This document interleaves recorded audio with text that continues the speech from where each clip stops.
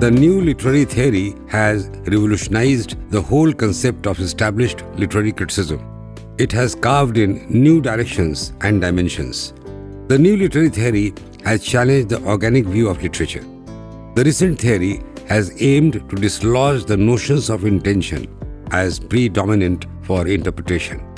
The earlier critical theories of literature, in their efforts to structure framework of interpretation, became more and more institutions for model building, taking from the influences from psychoanalysis, Marxism, and social theories. The new theory holds that the desire to change institutions through literature is nothing but a delusion. The postmodern theory has also condemned the division of literature like classical or romantic, the real or the imaginary. According to postmodernists, all literatures are imaginary and fictional. The term postmodernism was first used by Toynbee when he expressed his notion of postmodern age of Western history. The new verbal coinage has been used frequently by Harry Levin, Ihab Hassan, and others. During the last 20 years, the term postmodernism has been used extensively by sociologists, philosophers, and art critics. The story of Douglas Sirk provides the paradigm of postmodernism in culture. He produced several films in 50s and 60s which were critical parodies of American bourgeois values and Hollywood's craze for melodrama. Sirk was actually deconstructing films. He gave a new critical significance by changing the meaning and initiating a process of recycling of what had become outdated and obsolete. The process of remotivation can be traced back to the mind. 19th century Paris, when the inventions of camera brought the art of photography to the masses. It initiated a mass culture and passed a serious challenge to the traditional aesthetics. Postmodernism has gone beyond the book. It has reached out to the electronic media. The function of literature, the art of storytelling, has been taken over by films and television. Postmodernism thus represents a new stage in human history. The living voice has yielded to the cold alphabets, and now, for all practical purposes, television, tape recorders, and computers have taken over the roles formerly played by books and libraries. Akira Kurosawa, the Japanese cinema director, transformed Shakespeare's masterpiece Macbeth on screen in 1956 using a different language altogether, titled The Throne of Blood, and preserving the organic dramatic conflict. Kurosawa's characters are samurai personages moving against medieval Japanese castles and landscapes. The film entirely discards the great poetic language of Shakespeare, but at the same time, one notices the miracle of transformation of the poetry of one medium into the poetry of another medium. In literary criticism, postmodernism is associated with post-structuralism. Derrida contends that structure has always been neutralized or reduced, and this by giving it a center, referring to the point of presence, a fixed origin. According to Derrida, center is a kind of wish fulfillment and should be summarily dismissed as the useless legacy of the old metaphysics. The idea of centering has opened up what was supposed as to be a closed system of empirical data and result in pre-play and indeterminacy. There is such an indeterminacy in any fictional artwork that neither consistency or certainty is possible. The text must be read as slippery, deceptive, unknowable, and most importantly, an unstable narrative. Camus' The Fall and Outsider is a good example of postmodernist work. In Camus, there is no center, no fixedness outside the discourse itself, and even that is vague, uncertain, indeterminate. Kafka's Castle forces a constant realignment of text and reader through irony, tone, and decentering. The mirror theory of Lacan is a momentous experience which is closer to theatrical practices. The most important postmodern feature is indeterminacy. Nothing is certain. With the death of God, the world is fragmented, the society is fragmented, and the process of fragmentation is an ongoing process.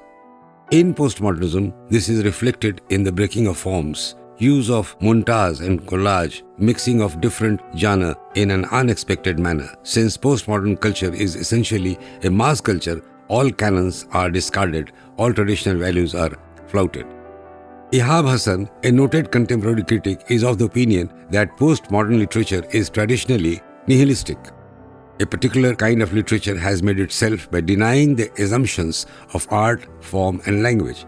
This is the literature of silence, which turns against itself and gives an intimations of outrage and apocalypse. The literature of silence implies alienation from reason, society, and history, a reduction of all engagements in the created world of men. It exploits extreme state of mind and frequently involves separation from nature, a perversion of vital and erotic response. It dislocates the language of ordinary speech and subverts conventional notions of form. Hassan says such art pretends to become anti-art till nothing, or so it seems, remains. Here, Hassan summarizes the main characteristics of the tendency to see, beginning with Sade and extending past Barthes and Beckett. The contemporary world is an affront to man's traditional conception of himself. It hurls its scientific, economic, and psychological denials at humanity. But humanity responds with imaginative literature which seems nihilistic even as it conspires with the older forms of humanism to make the continuance of life possible. In Radical Innocence, Hassan maintains that the modern world has reduced the traditional hero of fiction to the role of rebel or victim. Radical innocence is the basic attitude of a self which refuses to accept the immitigable rule of reality, including death. He finds that there are three kinds of modern heroes, each corresponding to three kinds of mythic quests for regeneration. The basic pattern is that of the eternal cycle of day and night, the season and the life of the individual. We may imagine a circle with noon, summer, and young manhood at the zenith, and night, winter, and death at the nadir.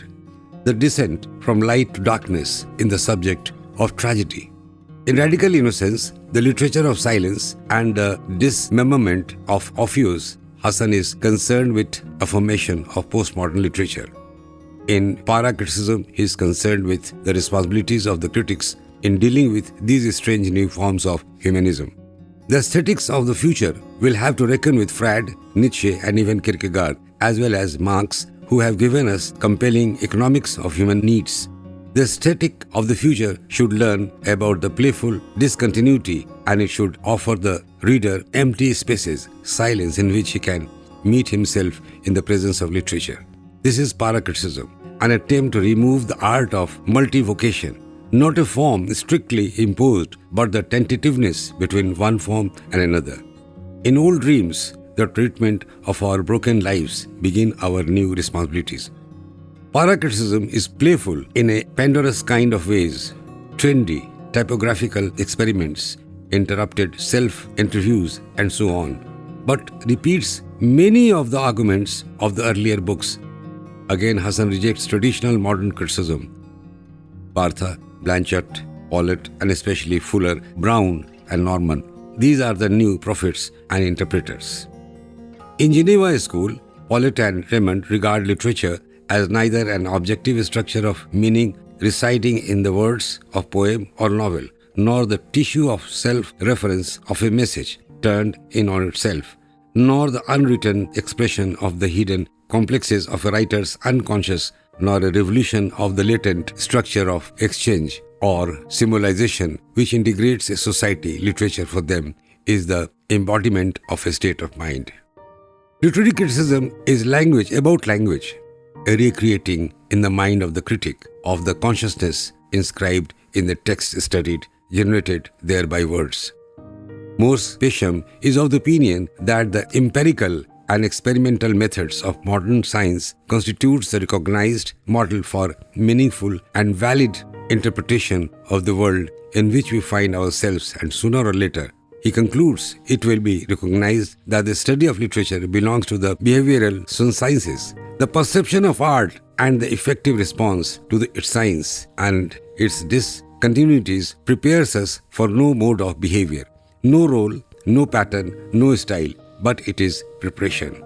Art is rehearsal for the orientation which makes innovation possible. Art is one of the most terrible and certainly the most necessary. If we want to arrive at a coherent theory of literature, we must do what all other disciplines do: isolate our object, establish our subject matter, distinguish the study of literature from other related pursuits. Thank you.